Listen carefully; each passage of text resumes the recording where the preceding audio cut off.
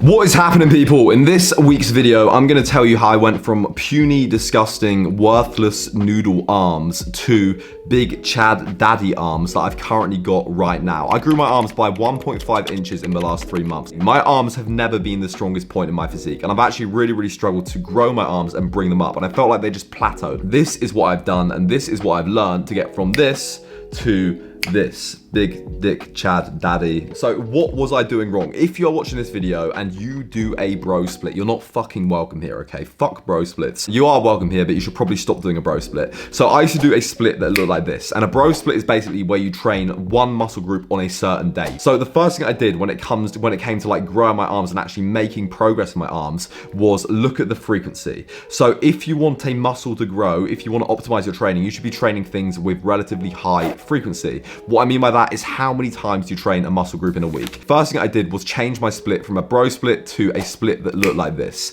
Pull, push, rest, legs, SARMs. On the pull day, I did biceps with the pull. On the push day, I did triceps with the push, rest, legs, SARMs, shoulders and arms, and that meant that I was hitting everything twice a week. And the thing with volume and the thing of training and training a muscle group is like, it's not the more you do, the better the results are. They say that anything between 6 to 8 sets per muscle group per workout, anything over that in terms of volume is gonna be trash. So I go to the gym, I do 2 bicep exercises, 4 sets each.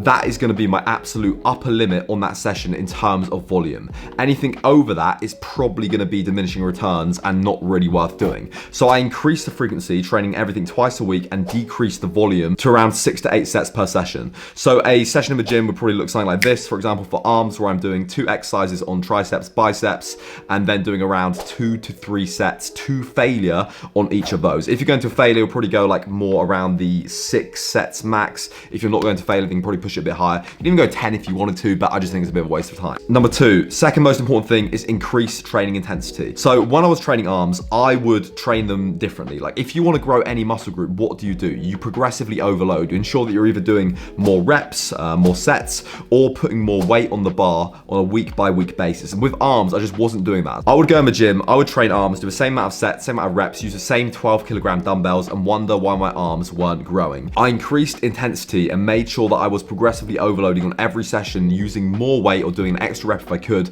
every session, every other session. And that really, that's probably the biggest thing in terms of like blowing up my arms. So for example, I'm now curling like 22.5 kg dumbbells for my top working sets, doing like 6 to 8 reps. And then on the back of sets, I'm doing slightly less. Every set that I do will be a high intensity quality set to failure. Increase training intensity, train hard, progressive overload, make sure you're doing more weight, doing more reps, doing more sets, and you are gonna yield. So if you're getting stronger, you're probably gonna be getting bigger. It's a pretty fucking good indication. Third thing when it comes to growing your arms is you wanna train with variety and the right kind of variety. When you're training any muscle group again, especially arms, you're gonna come to a point where you're gonna stagnate. So I might get to a point where I get to 25 kilos, 12 reps, and like literally nothing will progress. When you get to a point like that where you stagnate on an exercise, you want to swap the exercise out for a different exercise that works the same or targets similar muscle groups. Same thing with arms, like biceps, triceps. When you get to like a stagnation point after you've done the exercise for 6, 8, 10, 12 weeks,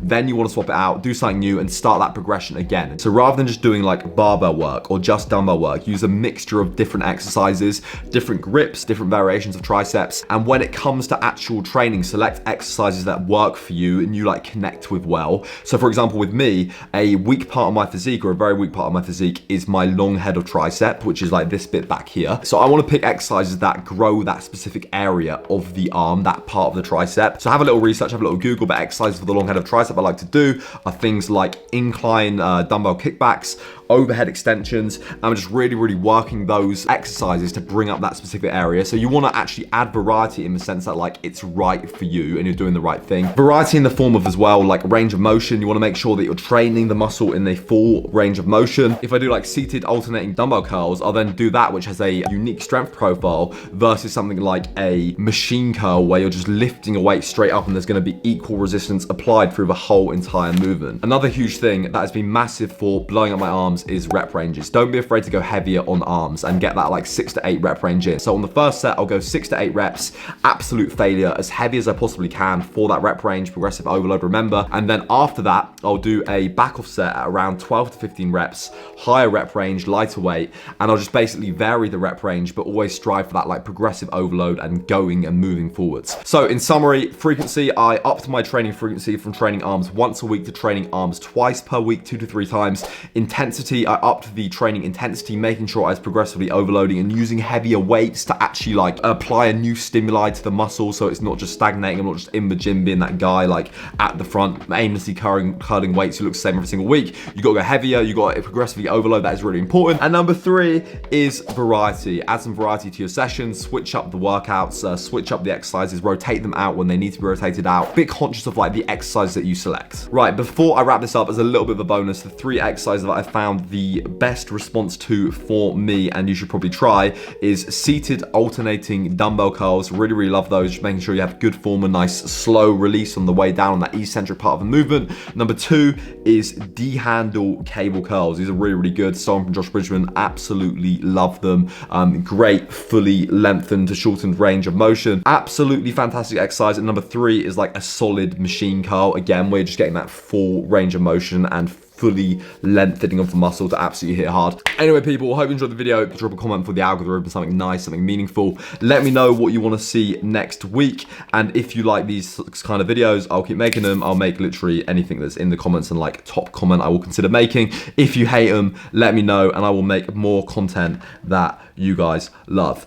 Peace out. I love you to bits. Thank you. Good night.